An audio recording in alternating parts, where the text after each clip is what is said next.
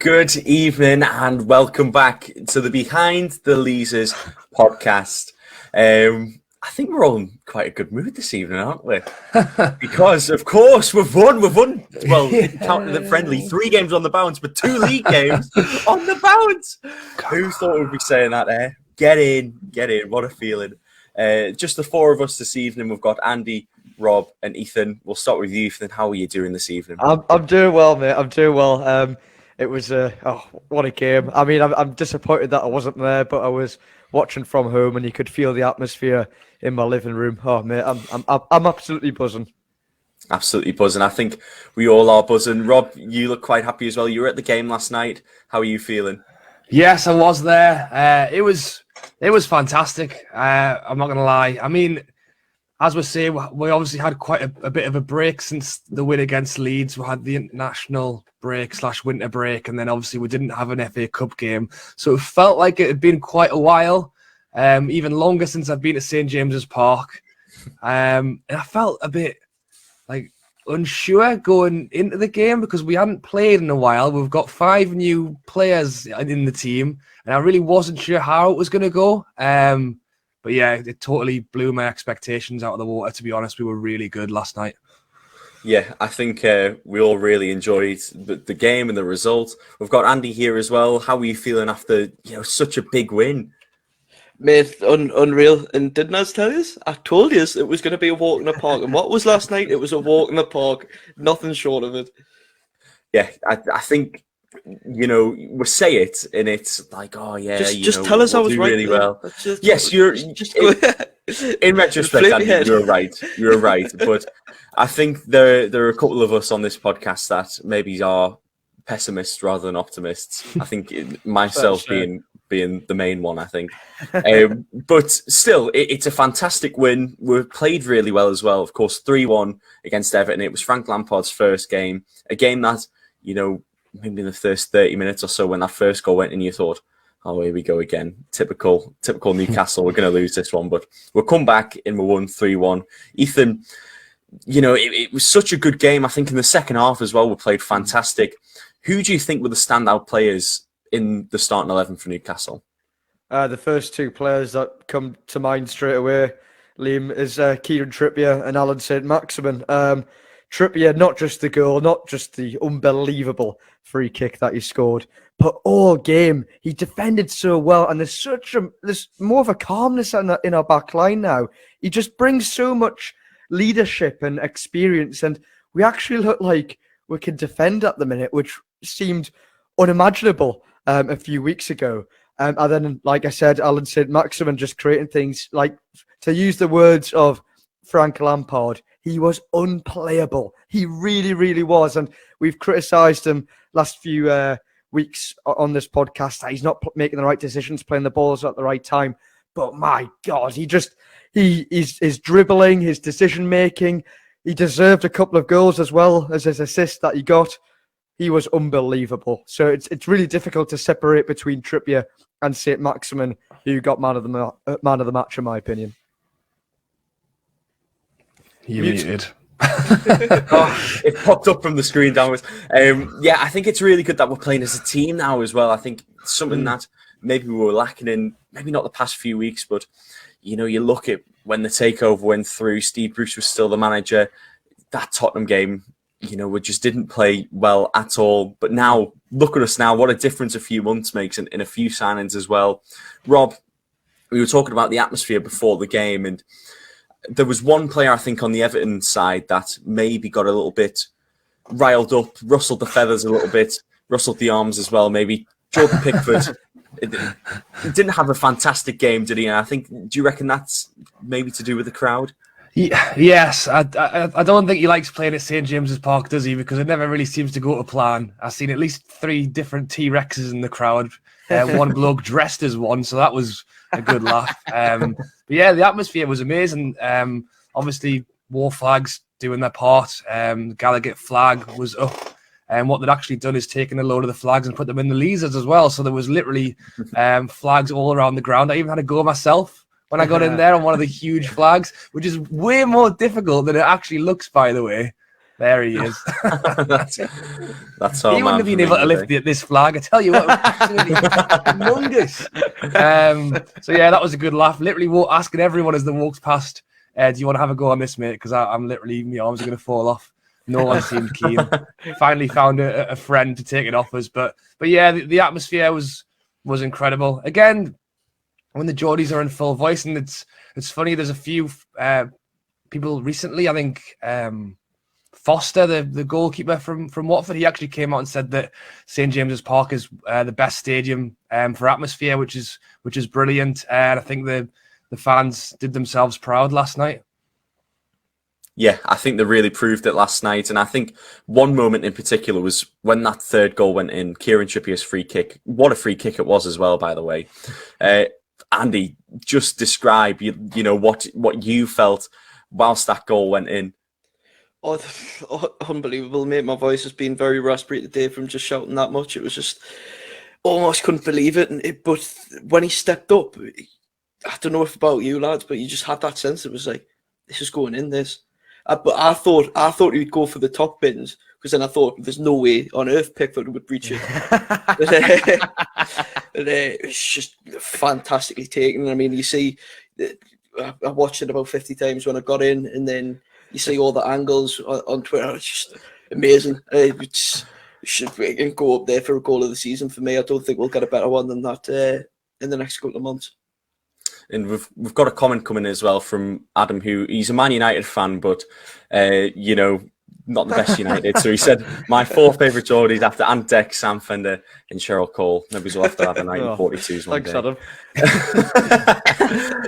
But yeah, you know, as well, Jamal Lascelles, I want to go on to, a player who unfortunately scored an own goal. Watching the highlights back, it was a very unfortunate own goal, I must say. But then he come right back. He hit the crossbar, and then Mason Holgate scored an own goal for himself.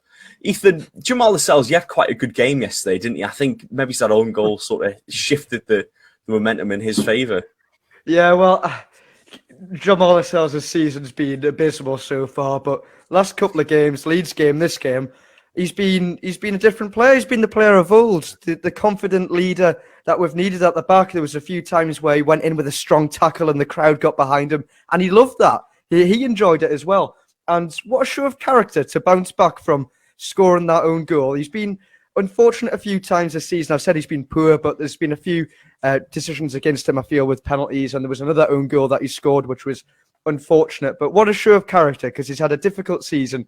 And straight away, a couple of minutes later, he had that bullet header from who else but Trippier's corner. And then he was fortunate enough to see it go in the rebound. But yeah, what a character to bounce back, because I know we criticise players on this podcast, and I've been especially critical of Jamal Lascelles, and with every reason, I think. But when a player bounces back and he gives his all and shows character and passion like that, I'm all for it, and I'm going to back him all the way. So yeah, fair play to Jamal Lascelles. Do you think maybe he reckons that his captaincy might be under a bit of scrutiny now that Kieran Trippier's here? Maybe, Liam, and maybe that's what he's fighting for. Also, you have to remember, if a lot of these players might be fighting for the sakes of keeping Newcastle in the league, but they might not have their positions in the first team cemented next season if the club decides to improve on players like Lascelles. So maybe there's a motivation to prove himself, to prove that he's still the club captain and he wants to still be in there next season and be an integral part of the team still. And maybe he's wondering that his captaincy might be under threat. But that gives him motivation to play even better, I think. So it's a good thing. It's a positive thing. If he's going to be performing like that from now to the rest of the season, he can stay in that starting 11 for as long as he likes. I think his mentality really reminds me of, do you remember in the 2015-16 season where we were looking like we were doomed, and then all of a sudden it had come out that Lascelles had become the voice of the dressing room, and a lot of the characters sort of come out of him. It seems like he's maybe getting just a little bit of that back now, which is really, really good. Which I feel that kind of, when he got that kind of motivation, it was kind of fed off more of a negativity. Everyone else is playing so poor and I'm going to have to prove myself. But now it feels like that motivation's coming from a positive thing. He has to prove himself. Everyone's behind him. Everyone's together, united. It's not such a somber atmosphere and he's the one standing out. Yesterday, it wasn't just Lascelles performing. It was everyone. Everyone on that pitch was united. I mean, when you saw Kieran Trippier score that free kick and his celebration, Ryan Fraser's celebration as well, just look at the emotion there. And I feel that's reflecting on all the players, not just Lascelles as well. A couple of debutantes as well yesterday. One of them, Rob, was Matt Targett. What did you make of his performance? Yeah, quality, to be honest. I know Trippier and St. Max will probably get the main plaudits, but generally all around, I thought there wasn't really anyone who had a bad game. And the thing with Matt Targett, and I think we kind of knew this with him coming in, to be honest, I just think it's obviously in this window, and we've discussed this a million times, we're out at the bottom three right now, which is fantastic. And I think if you'd offered us, start of January that we'll finish the season, in 17th, or even just now, to be honest, to finish 17th, we'd all still take it. And Bruno Fernandes, that's a bit of our exotic flirt in the window to bring in someone a bit exciting. And I think Trippier is quite an exciting prospect as well. But I think ultimately, Targett, Burn, Wood, and I would still say Trippier to a degree, aren't really hugely flashy. I think they're just players that you bring in to get us over the line at the end of the season, which is finishing that 17th.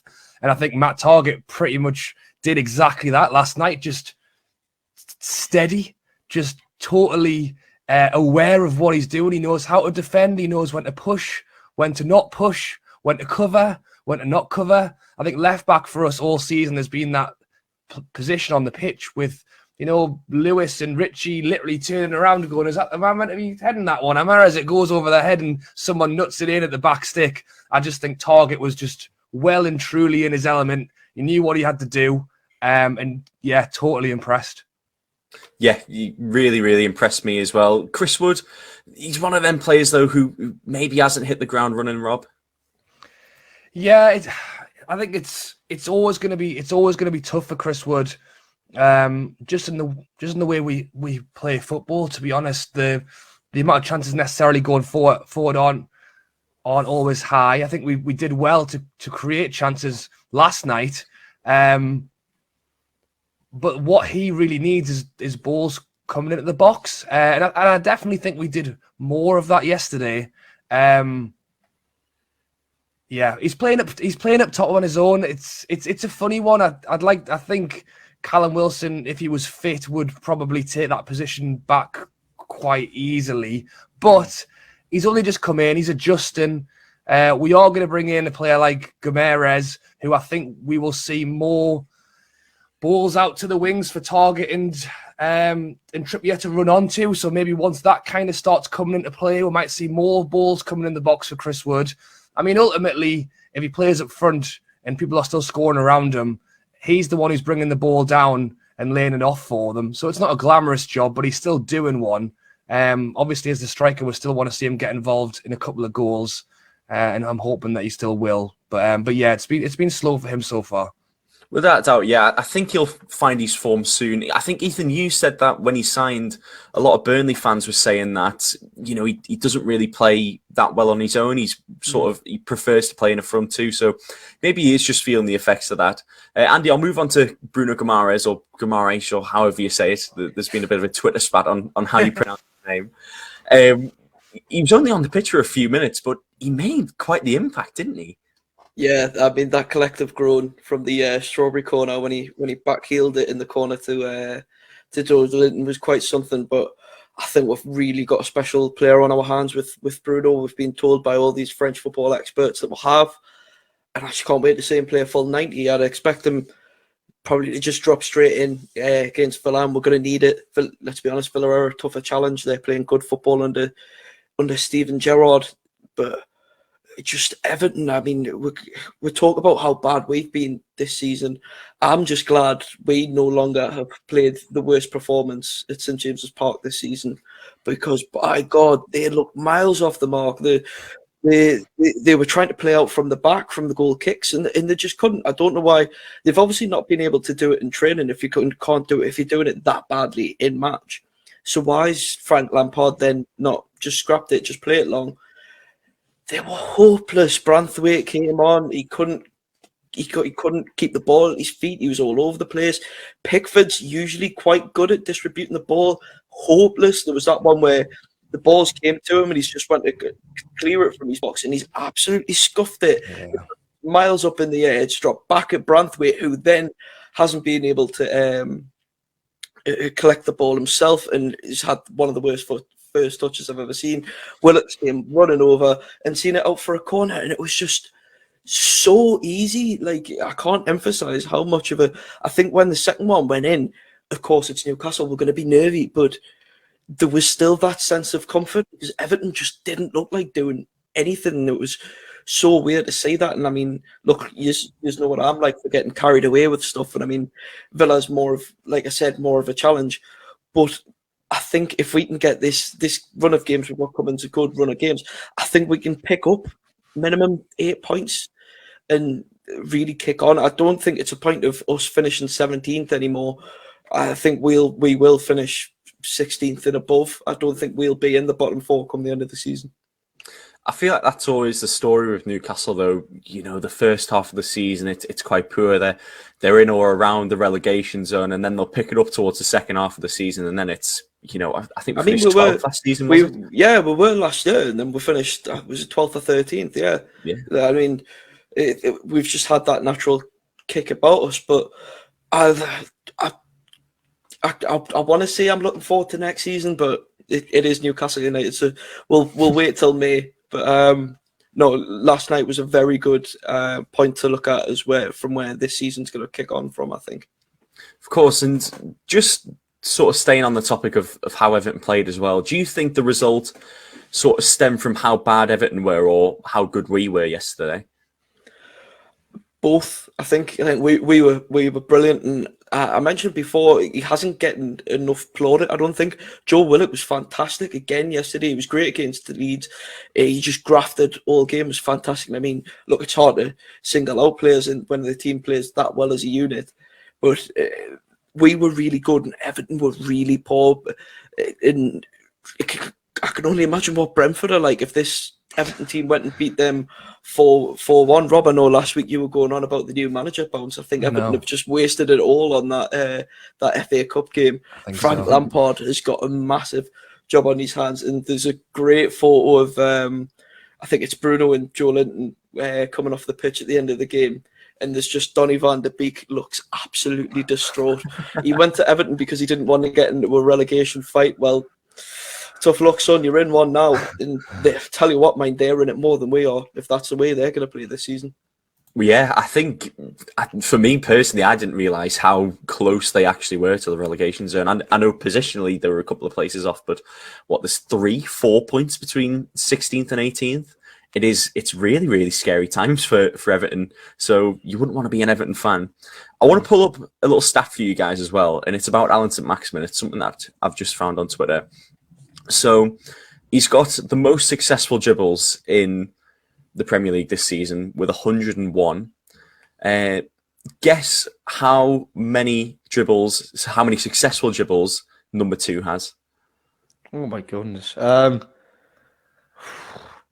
but nowhere near him, surely. Maybe 85? Lower. I actually saw this earlier on, so...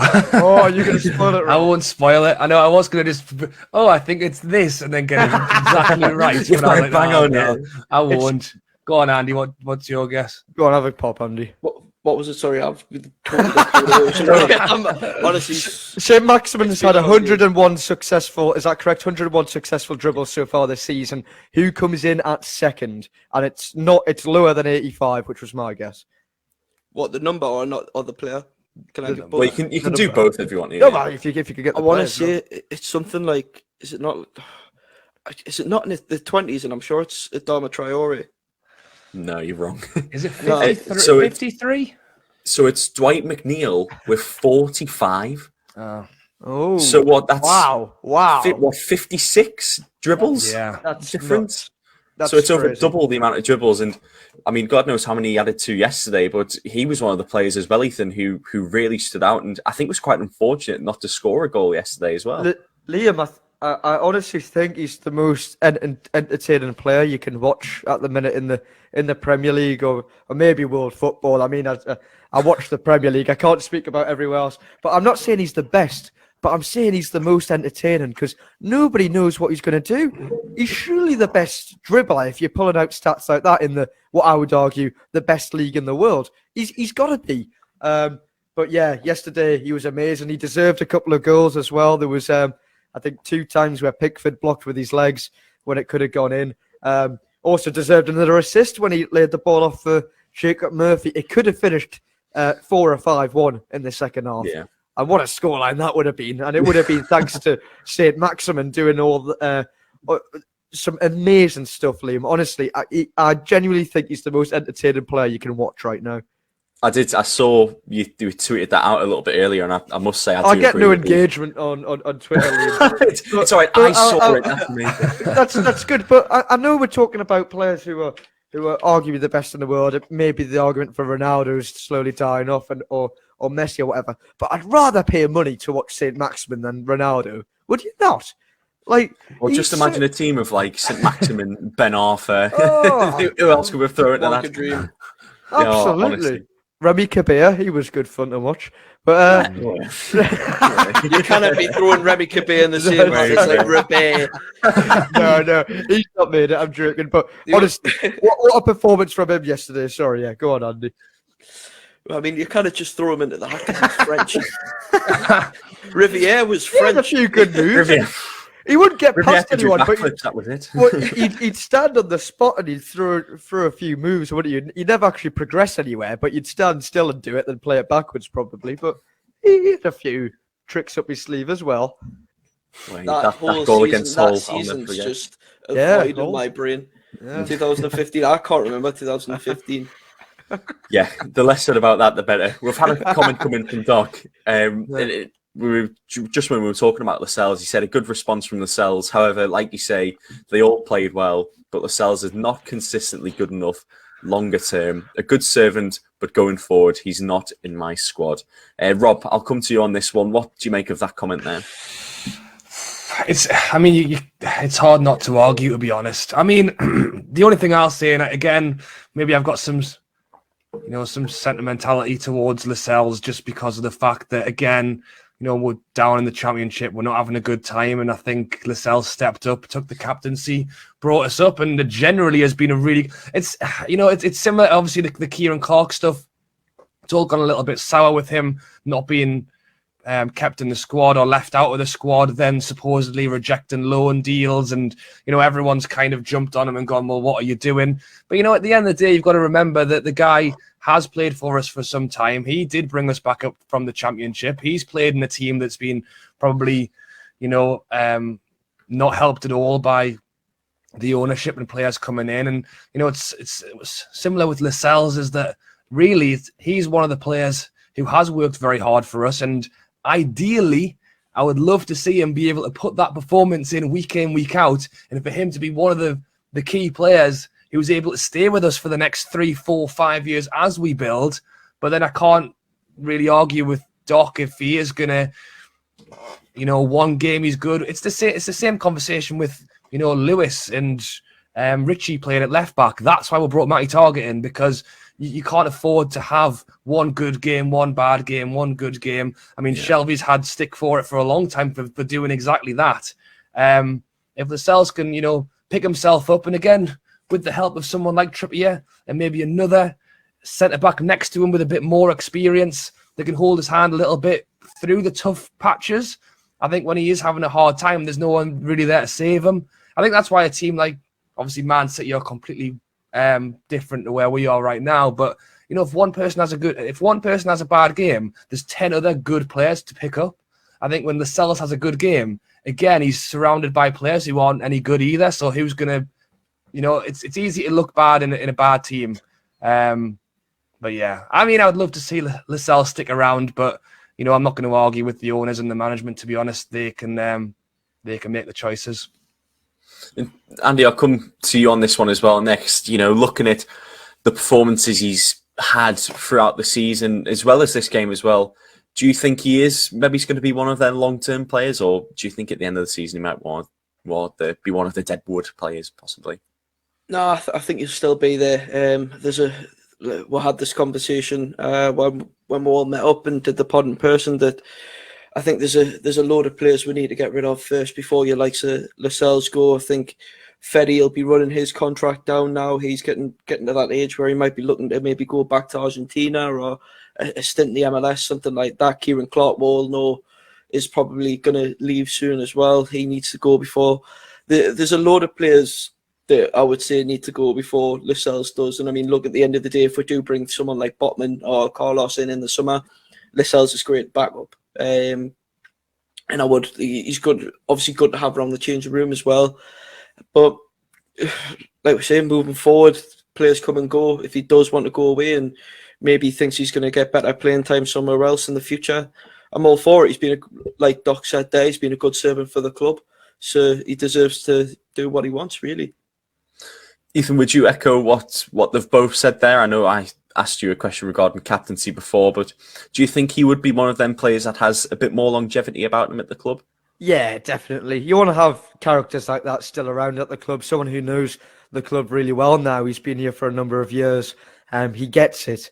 But yeah, I mean, it's all about improving. It's all about having a better squad, like Rob said, with bringing Matt Targett in.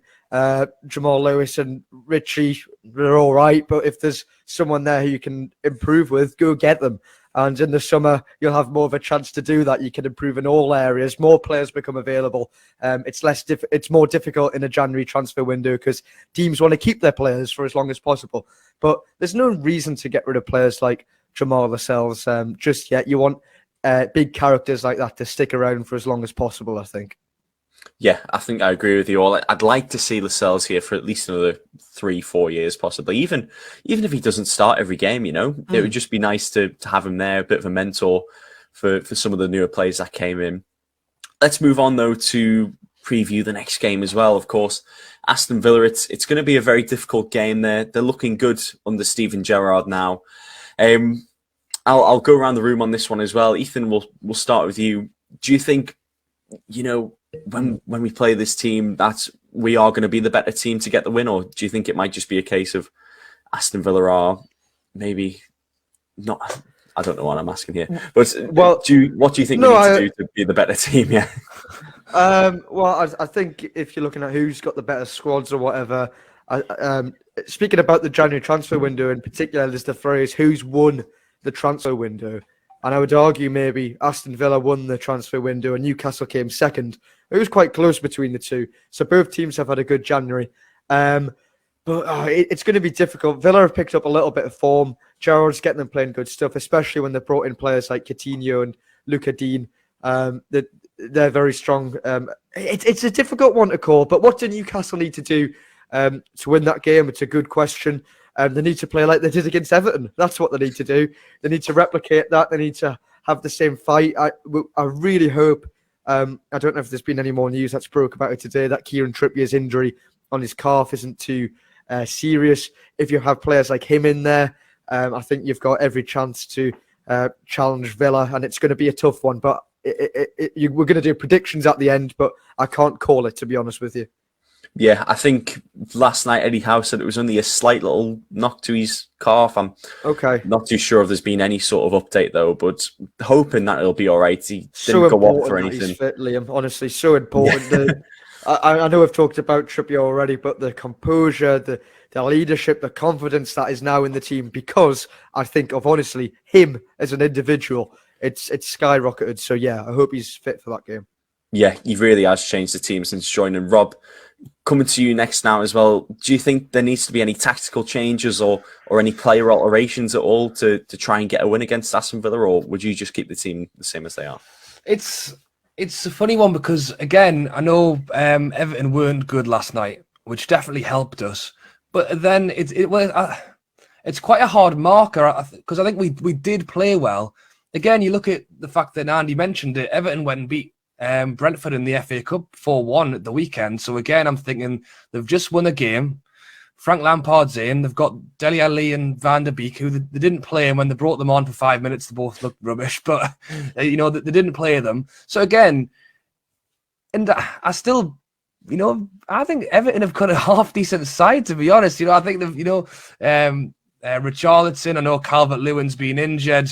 I don't even think Townsend's still a decent player. So although they did play badly, I still think they're an all right side. They're on some terrible form, but they're still a decent side. I think Aston Villa are a better side, but I think if we can play the way we did again and keep that, just the high tempo, the momentum, the new players are in, everyone's excited, everyone's trying to prove themselves, Lascelles wants to show what he can do. If we can run that in to this weekend, I think we've got every chance, to be honest. I think there's players like Coutinho that they've got now who can grab a game by the scruff of the neck and win it on his own if he wants to. He can probably score from anywhere on the pitch. So I think that's the kind of thing we need to look out for. But I think ultimately, keep it tight at the back, or as tight as we can, and just try and take the chances when we get them. I mean, things like, we talk about Chris Wood not being potentially a prolific goal scorer, but that's why you've got to make use of your other players and someone like Trippier who can score a free kick, or who can get the ball in the box from a set piece like the Lascelles header. You know, we need to do more of that and try and pick up goals that way as well. Andy, just coming to you now as well, which players on Newcastle side do you think could be the game changers? And looking at Aston Villa's side as well, who do you think could change the game in their favour? To be honest, mate, if we play like we did last night, the whole team, my only concern is, I would guess, in Matt Targett's loan contract that he can't play against his parent club. So it'd be interesting to see who does drop in that spot. I would preferably, if Trippier is fit and fine, I would want Manquillo to come in that spot, because all of a sudden on that right hand side, we've been so ropey for right backs the last few years. All of a sudden, it's like really good. Like Trippier for 12 million is an absolute bargain. And Ethan, you went on about who won the transfer window. I'd back us to the moon, because 12 million for Trippier is just an absolute steal. And Manquillo was a fantastic cover at right back as well. Obviously, your obvious Maximin. Wood.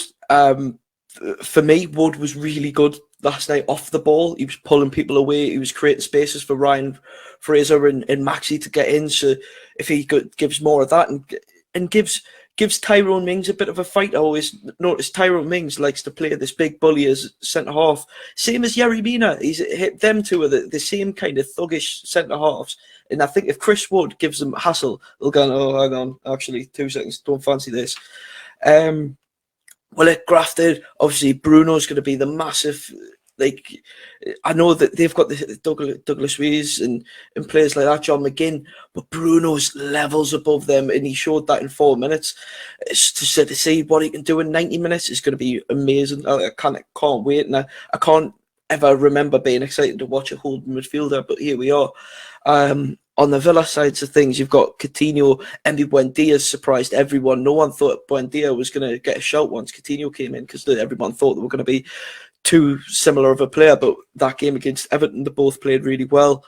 And then you've got your likes of Ollie Watkins, who is hit and miss, Danny Ings, all these players. So Villa are a threat. I just think if we played like we did last night, we can match them, and if not more. And we'll go around the room now for a score prediction as well. So I'll start with Ethan.